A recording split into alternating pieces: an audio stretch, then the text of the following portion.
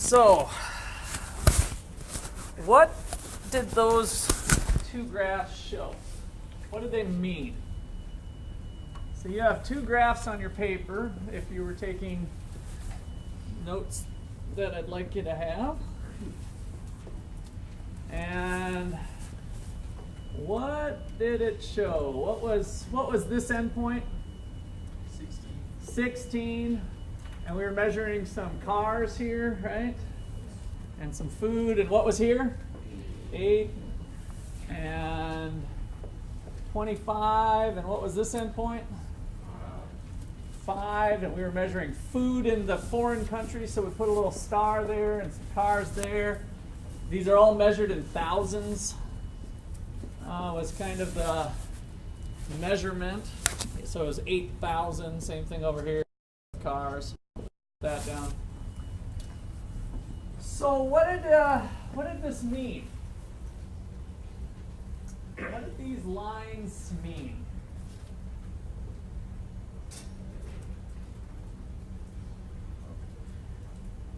It's all the possible combinations of products they can make with the labor they have. Okay, good. So given the labor that they have, which the United States we assumed had 2,000 people, so we had labor of 2,000. We had half the population over in Japan. Previously, I had given you the labor productivities on how productive each person is on average. And that's what drove the result of these endpoints, meaning if I throw all bodies at car production in the United States, and each person on average can produce 8 cars, then 2,000 people times 8 cars gives me 16,000. Boom, that's one production possibility. 16 cars and 0 food. Might not be a good position for a nation to be in, right? So, but they might get a little hungry. They could also be at 8,000 food. If they threw all bodies at food production, then they could be at 8,000 food because they could produce, did I do that right? Yeah, 4 units of food per unit of labor. If you guys look at your table that you got there. So 2,000 people, 4 units of food each. 2 times 4, or 2,000 times 4 is 8,000. Same thing over in Japan. So it shows the maximum combination of 2 goods an economy can produce, given its available resources and technology. This is what you can do. If you don't trade, what you make is what you eat. What you make is what you drive, right? Your production possibilities are your consumption possibilities implicitly, right? Because you're not doing any trade. All right, now, I told you we stacked the deck last time. Somebody refresh everybody what that meant, that I kind of stacked the deck against trade here. Why? What did I do to kind of stack the deck to maybe thinking that Japan might not want to trade with the United States? They were better at everything. So they had an absolute advantage in production, right? So if you look at those production possibilities, the Japanese can do 5 units of food or 25 cars, whereas the lazy fat Americans can only do 4 and 8. So they were better at both goods. So I can really kind of stack the deck here to see, can it still be advantageous for them to do some trade? All right, so we did not list out the cost of each good, if I remember correctly. Did we do that, the opportunity cost? All right, so let's think about the cost within each country. So the opportunity cost,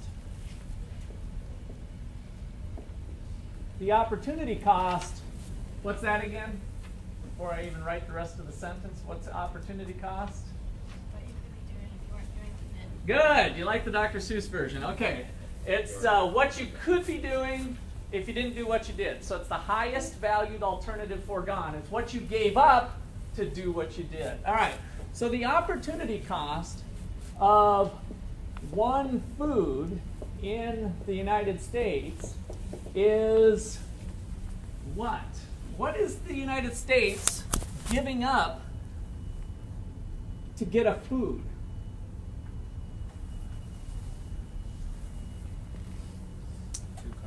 2 cars. 2 cars. How'd you get that? Because for every 1 person, they make 4 food and 8 cars. Or 8 cars. Good. All right. So if you go back to your list on the labor productivity, we learned that 1 American could make 4 food, or that same American could make what? 8 cars. So putting our equation goggles on, we've got 4 cars equal to, or 4 food equal to 8 cars in the United States. I'm not interested in the cost of 4 cars. I want the 4 units of food. I want the cost of 1 food. So again, using my equation goggles and a little bit of math here, I can get a 1 over here by dividing by 4. 4 divided by 4 is 1 every day, all the time, always, right? So now 1 food equals, what I do to one side of the equal sign, I got to do to the other. 1 food equals 2 cars. Exactly what? Who said that, by the way? Yeah, okay. I should know it. Give me your name again. Chris. Yes, Chris got it. So 2 cars. Nice job. Chris, extra credit point. All right, so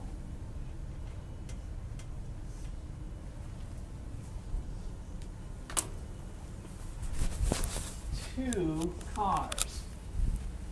The opportunity cost of 1 food in Japan is what? 5, right? So in Japan, 1 person can make 5 food, or they can make 25 cars. The opportunity cost of 1 food is 5 cars. Who's better at cars? Or who's better at food, rather, sorry. Who's better at food? Relatively speaking, the Americans or the Japanese?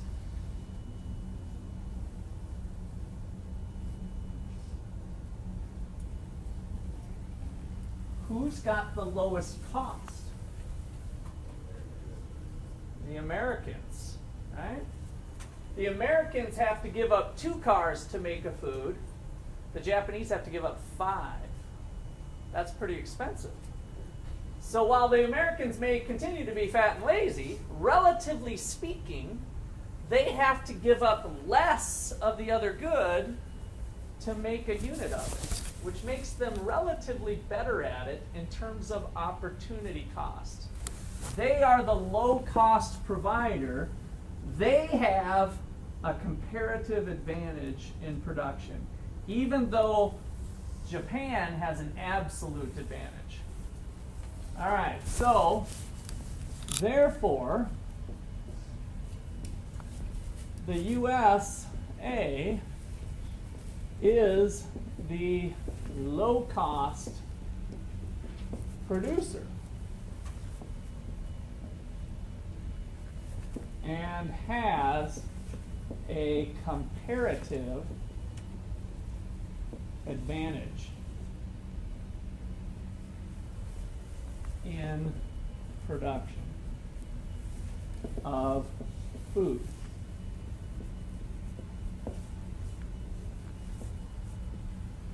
So there's one of our first key points. Who's ever got the lowest opportunity cost has a comparative advantage. And that's something that's kind of special to this economic analysis, certainly a big principle of economics on determining this comparative advantage. All right, questions or comments on that? Let's see what's going on with cars. The opportunity cost of 1 car in the United States is a half, right? So nothing's changed up here in terms of what can be done in the United States and what can be done in the in Japan. The only difference is I want to put it on a per unit basis of what does a car really cost me? You know, what is a car really running me in terms of what I have to give up to get an additional unit? 8 cars runs me 4 food. 1 car runs me a half of a unit of food. So 1 car runs a half of a food in the United States. And the opportunity cost of a car in Japan is a fifth. 5 cars can be traded for, or 5 food can be traded for 25 cars. Therefore, 1 car can be traded for a fifth of a unit of food. Who's the low-cost producer of cars? Japan. Are you sure? Fifth, half. Which one's bigger? Half is bigger, right? So if you guys are freaking out on a test or a homework problem, I'll just tell you right now, I've done this before. It's kind of embarrassing, especially given my education. 1 divided by 5. Pull out your calculator. If you're freaking out on a test, 1 divided by 5. Convince yourself that this equals 0.5 and this equals 0.2. Okay? Don't be afraid to do that. All right, so therefore, Japan has the lowest opportunity cost. They are the low-cost producer in cars and therefore has a comparative advantage. I'm just going to put CA, a comparative advantage, in cars.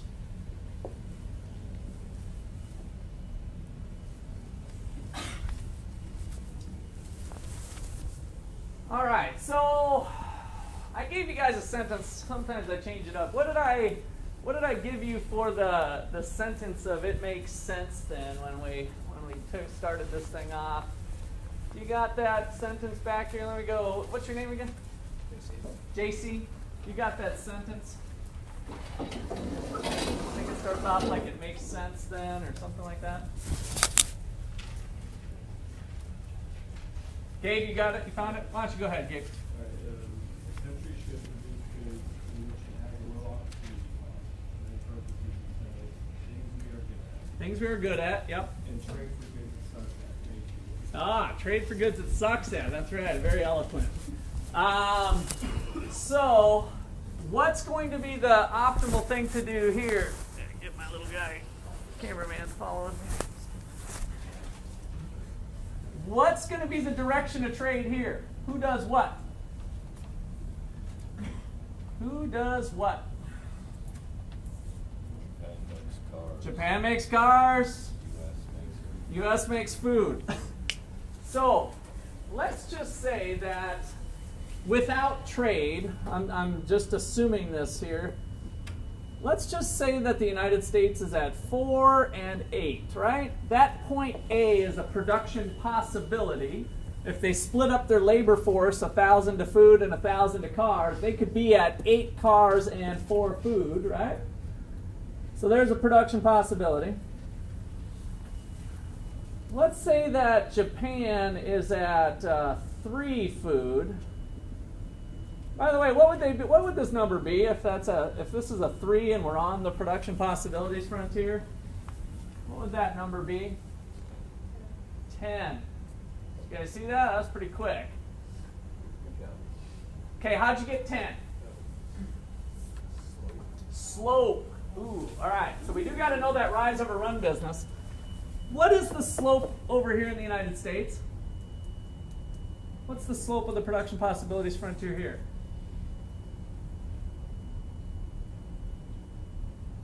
Let me get to the back of the room. Back half of the room. Help me out here. Slope of the production possibilities frontier. -2. Excellent. Who said that? All right, Tyler, that's worth an extra credit point. Thanks for breaking the ice there. Boy, I must be feeling generous today. Kicking around. -2. All right, so how'd you get it? What's your secret? Rise over run, that's the one I always love. You could do change in Y over change in X, but the problem is we're in economics class and we might be talking about cars instead of yo-yos. And we might be talking about food instead of x-rays. So kind of detach ourselves from that. I just like good old rise over run. Down 16 over 8. Down 16 over 8. So the slope is down 16, negative 16 over 8, which equals negative 2. What's the slope of the production possibilities frontier for our Japanese friends here? Negative 5. So again, rise over run, we could do it that way. You could also look at their production possibilities on a per unit base, on the labor productivities. 1 unit of labor could do 5 food or 25 cars. So you could calculate that trade-off there as well. That's another place where it might reside, which kind of leads me to my next point. What is this equal to? The slope of this function is also on the board here somewhere. Where is it? Kind of like, where's Waldo? Where's that number? Where'd you see it? The 5 and the 2, right? So yeah, that's a little secret to kind of memorize to double check your work. The opportunity cost of whatever you're measuring on the horizontal axis is always equal to the slope of the production possibilities frontier.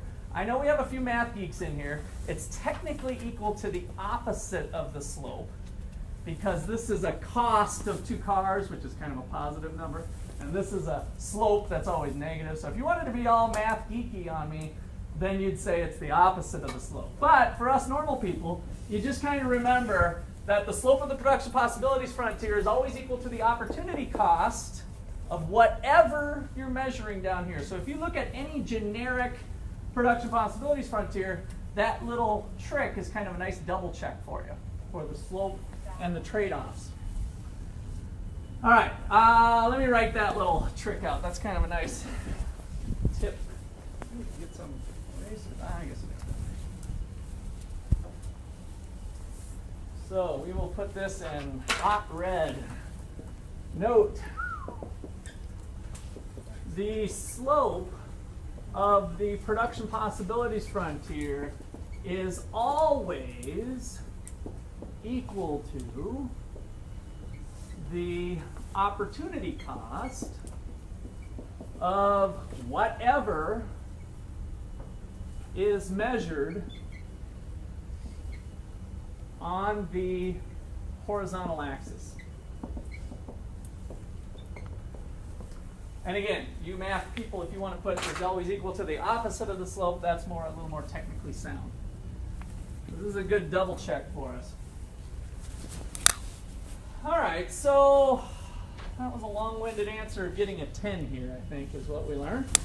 So A star is the kind of the no trade point. Again, we're just assuming, suppose Japan's at 10 and 3. Suppose the United States is at 8 and 4. And now we're open for trade. We're going to start to engage in trade. US is going to produce some food. Japan's going to produce some cars. The question is, how much? How much should they do? Should they produce all cars and all food?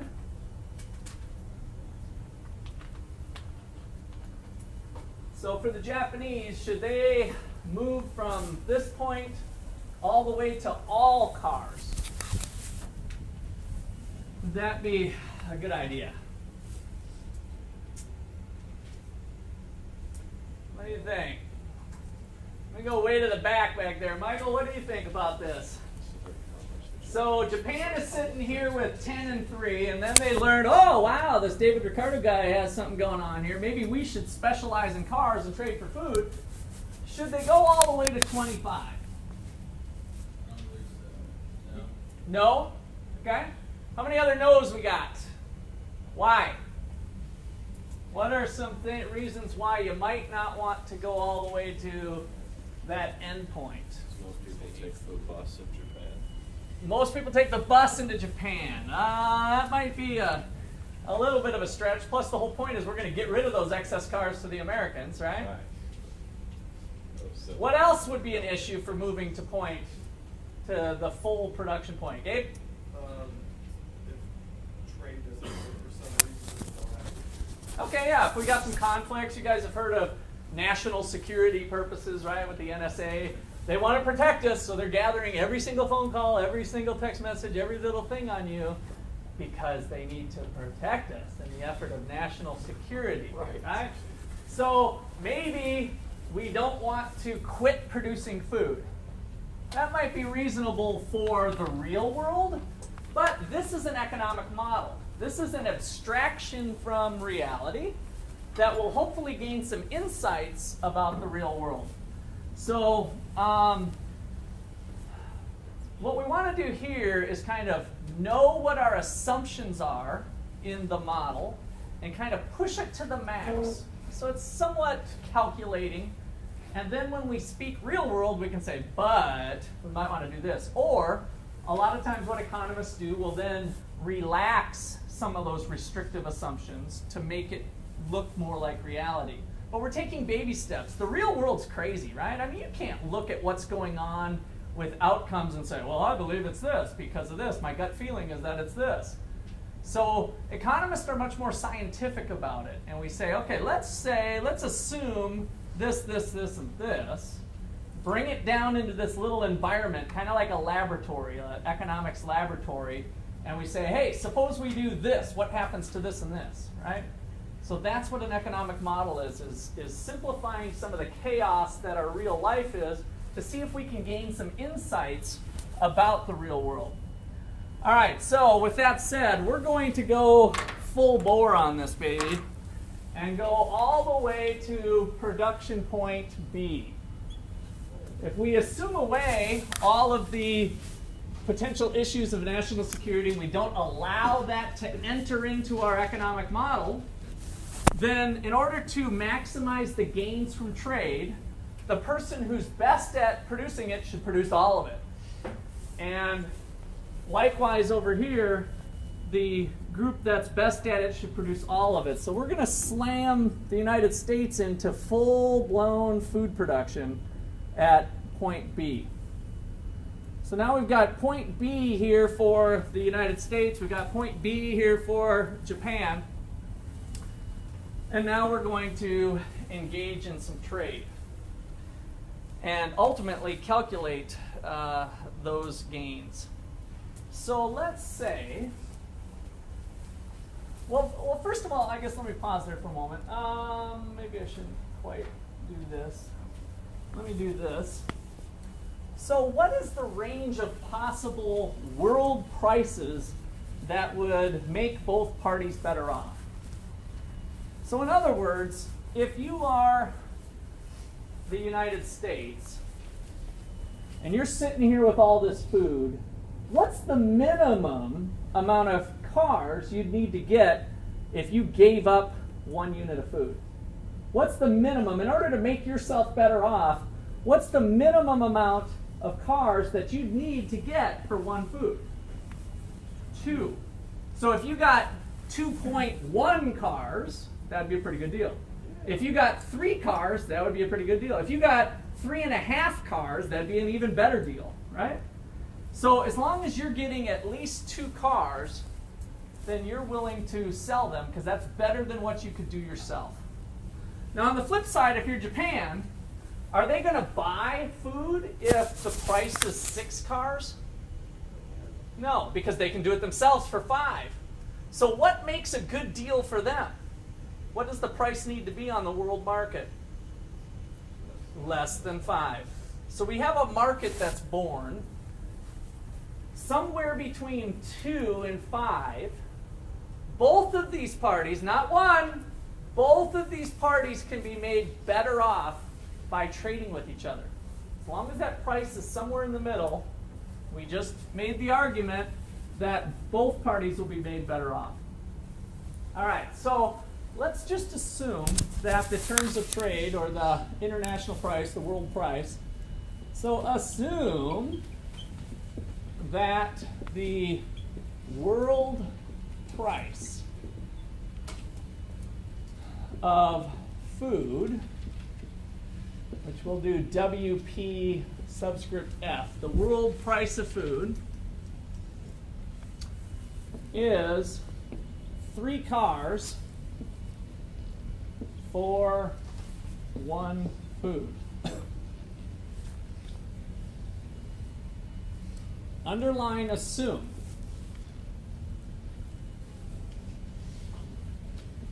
So the notation that I'd like you to use is that the world price of food is 3. And it's 3 cars for every food. And that's what makes it the price of food, right? If we go to the grocery store and we look at the price of celery and it's 69 cents, $60.69 for every stalk of celery, right? Oh, my celery came to mind. Must be getting hungry. So that's our world price of food. What would be the world price of cars then? If that was the world price of food in our too good model, what would be the world price of cars? 1/3, right? So we just kind of flip it around. If 3 cars equals 1 food, then 1 car equals 1/3 of a food. So you can kind of flip those back and forth when we think about trade in a too good model like this. Okay, and then I want to give you one little highlight. Where did that come from? Where did that come from? And this was a market. We'll get to that more later. More on this later. But we kind of set up the marketplace, but we don't know what exactly it's going to do. It depends on some other circumstances that we don't have at our disposal right now. Okay, so here's our objective. We want to show the gains from trade. So let me get rid of this.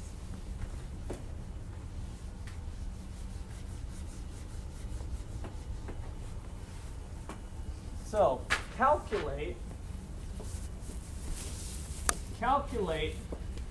the gains from trade in terms of cars. Calculate the gains from trade in terms of cars.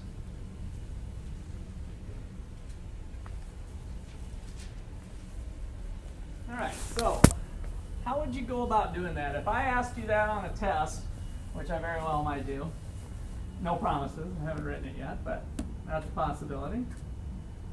How would you go about doing it? This is all the data we have at this point.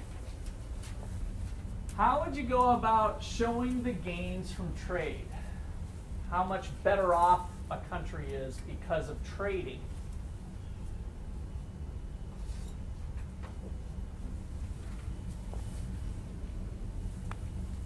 Help me go through the thought process here. What's your name? Dalton. Dalton. If you sold 4 units of food, you'd get at least 12 cars, and that's what you could have got. Okay. So you're over here? Yeah. Okay. And you said if you sell what? 4 units of food. 4 units of food. Okay. And why did you choose 4? I'm with you, by the way. You're tracking good here. It just makes sense to sell 4 because that's what you could have made for the cars. And that's what we had before when we started. I don't know if that's why you picked it. I guess if there was more numbers up here, maybe it wouldn't have been staring you in the face that way. But if we're calculating how much better off we are with trade, then let's get back to where we were before trade. Because remember, this is the sequence. Here's where we were when we were anti-trade.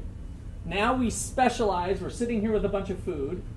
Now we're going to trade at the world price of 3 cars for a food. What if I trade back to getting to where I was? Now I can show what the gains are in terms of cars. Okay, do it. Go. I'll walk around the room, work with your neighbor, calculate the gains from trade. The United States, we'll just start with the United States for starters here. In other words, get back to having 4 food. How many more cars do you got? That's the gain, right?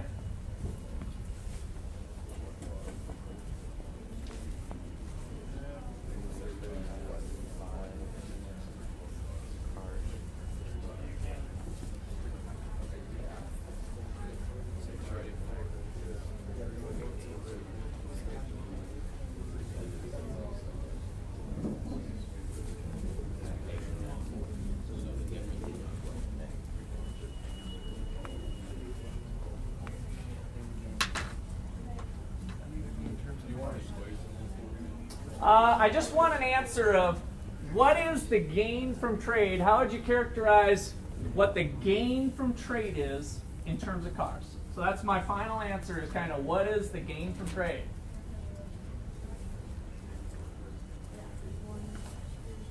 If you need a little nudge as you're getting started, I'll try to help you out. Yeah. How would we gain cars if we traded cars?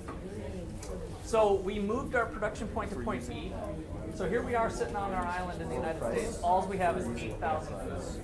We're going to sell that food on the world market to the Japanese at 3 cars for every food, or a third of a food for every car, depending on how you look at it. Okay. So we need to go out and buy. Or I should say sell some food to get back to where we were. Yeah. We want to sell our food because we have 8,000. I want to sell 4,000 of them to get back to 4. I'm stuck on how you got this, and I don't know. So Because I thought it was like 15 if you're doing, if this is... well, what gets kind of tricky with this is the rise of the run. You always have to go from one point to the next. So we're down 15 over 3. 15 divided by 3 is 5. Or we're over, this is a 5, right? Yes. Okay, yeah. So That is- why don't you change that? That might help us out a little bit. Yeah. Okay, so we're down 2, right? Up 10. 10 divided by 2 is 5. Same slope. Oh, So you were just- doing it in this little... Yep, I was doing it in that little triangle. Well, you can do it anywhere because the slope is the same all the way across. All right, Alex, what do you got? You're amazing me if you got this all on in your head here. Well, we were our answer was 4. I guess. 4 Cars. 4 cars. Okay.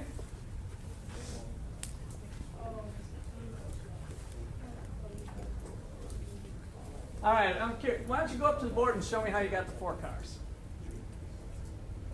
Probably not useful now. We were talking. I don't really remember exactly how we got that. I figured you had your laptop there solving all the world's problems. So, Austin, you want to go up there? So 4. What else did you guys get? That's not the right answer, by the way. How are you guys doing? 24. Okay. What did you guys get? Where are you at? So you need to draw a bigger graph. What I'd recommend first. You need to sell 4,000. You're not even tracking with what I got up here. You got to get all these details down, man. You're going to be in trouble. 8,004 was where we started, right? So everything I write on, you guys, everything I write on the board, you should write on the board. It's a general rule of thumb. Like, you guys can do what you want. I don't care if Alex doesn't, if he's not taking notes or he wants to take it on his computer.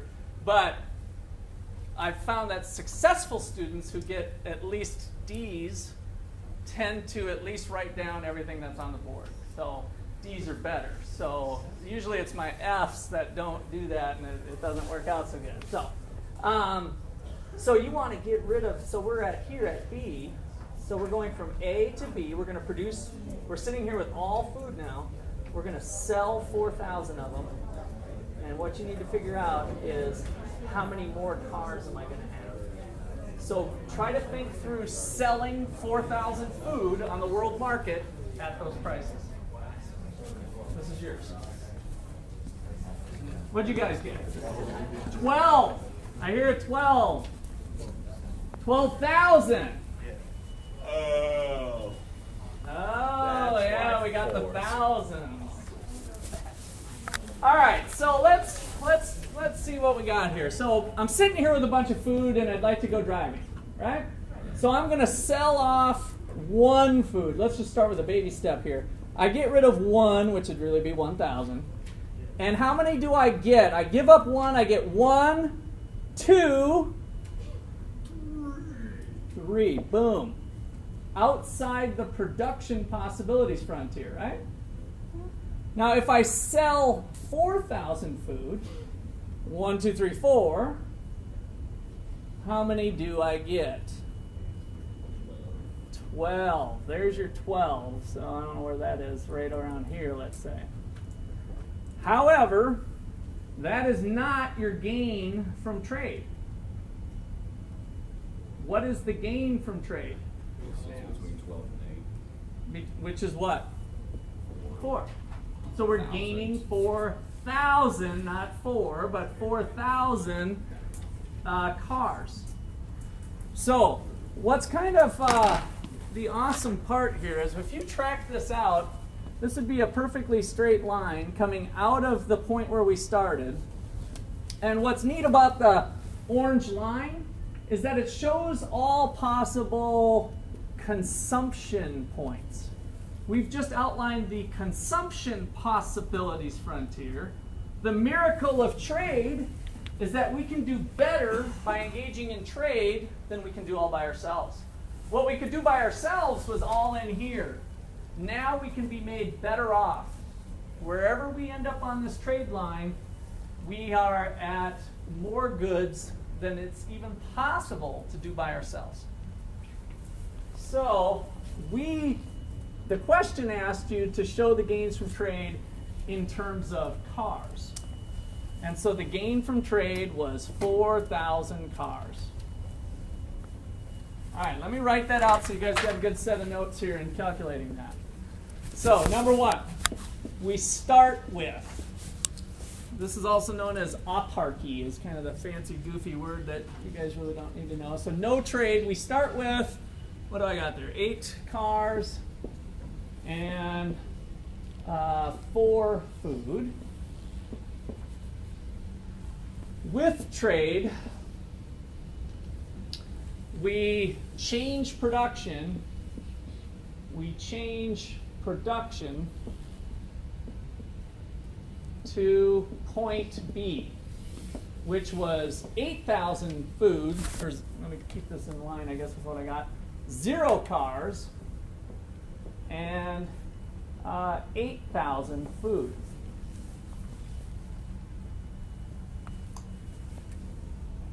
Our next step is then to get back to where we started before with our amount of cars and food. In this case, we're looking for food. So now we want to sell food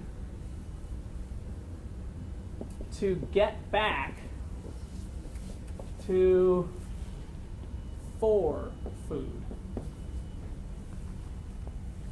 This is to show gains in terms of cars.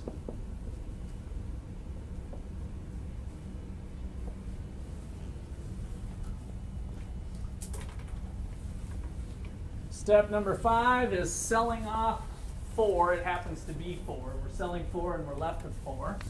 Just the way these numbers come out at. So we're going to sell 4,000 food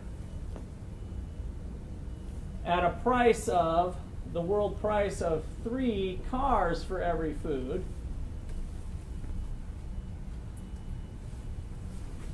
And what we get, this notation is going to come in handy when we get into exchange rates. Sorry, Marshawn, I'll try to move off this here in a sec. 4 times 3 is 12. The F's cancel, and we're left with 12,000 cars is what we get. At point C, we're at a 12, but don't stop there. That's not the gain from trade. That's just our post-trade amount. And number 6, the gain is 12,000 cars minus 8,000 cars equals 4,000. The difference.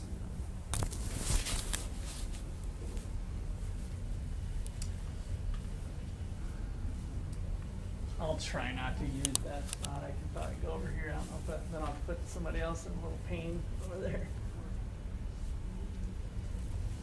All right. How about Japan? What's the gain from trade for Japan in terms of cars? In terms of cars.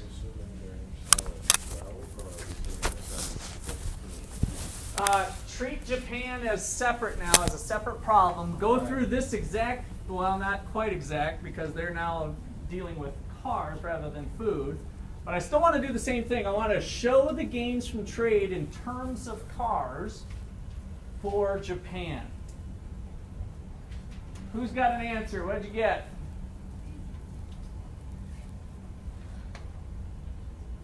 As soon as you get it, shout it out. I got an extra credit point waiting. 2,000. Other answers? Maybe that one's right, maybe it's not.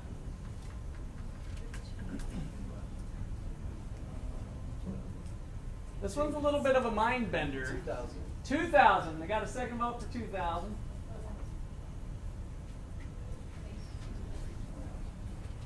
So the first thing you might want to think about is where you're going graphically with this. If I'm looking for the gains from trade in terms of cars, then I'm going to go out and buy 3,000 food, right? So graphically, I'm kind of looking for this point, C star. Right? I want to get back to here. I know that it's going to be out. I'm sitting with 25,000 cars. So I'm going to buy 3,000 food. What does it cost me? What does it cost me to buy 3,000 food? Because that's what I'm really doing, right? I'm buying 3,000 food. What do I have to pay with? Cars. How many of them? 9. Leaving me how much left over? 16. Giving me a gains from trade of 6. Even my mathematically inclined people failed. All right. So this is a little bit different. I'll walk through it a little slower with you now. So check it out. We're going to buy, right now we're sitting with all cars, right? We got all cars. We want to buy 3,000 food. So we're going to buy 3,000 food. And of course, we don't have dollars on our island. We just have cars to trade. And the world price is 3 cars for 1 food. So for Japan,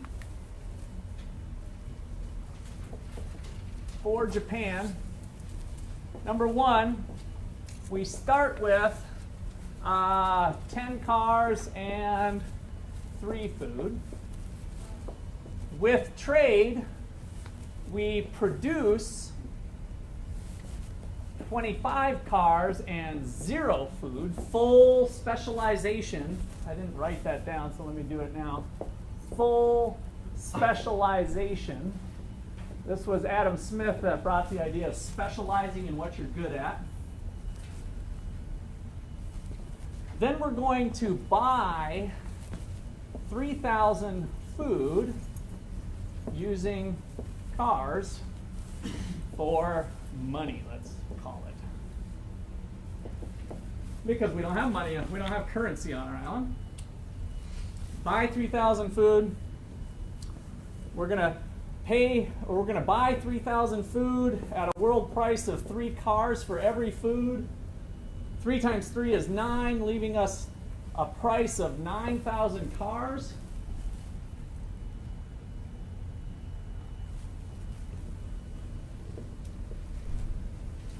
Now this is where you got to do it a little bit backwards than this one. So when we start here, it's a little different to calculate the gains. So I'm selling 1, 2, 3, 4, 5, 6, 7, 8, 9, leaving me 16, down 9 over 3. And I'm getting to my point C. So number 5, that's going to, after trade, give me 16,000 cars and 3 food, which then gives me a gain from trade equal to 16 cars, the number I have post-trade, after trade, less what I started with, which was 10, giving me a net gain of 6,000 cars. You've done them under different assumptions. What do you mean? On America, you assume that you produced 8,000, so you went down to 4, which is selling all of the surplus that you needed. And so you gained as much cars as you possibly could for what you sold.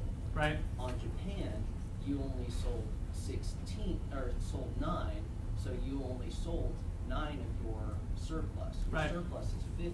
Right. Because we had all cars to begin with. So Yeah. in one case you're buying cars, in the other case you're selling cars. Yeah. Yeah. So, And so the premise was to show the gains from trade in terms of cars. So we got back to what we started with in terms of food in both cases. Okay? So the gain from trade is 6,000 cars. So there we proved it. Both countries are made better off with trade as opposed to without trade. Both countries can consume at quantities outside their own production possibilities frontier. What's the slope of this orange line? Last thing we'll leave you with. Slope of this orange line. Maybe you want to look at this one. We gave up a food. We got 1, 2, 3. So the slope is 3, -3. Over here, we gave up 9. We got 3. Slope is 3. It's equal to the terms of trade. Our consumption possibilities are determined by the world price. And they lie outside of our own production possibilities in both cases. All right, we'll pick up there on Friday.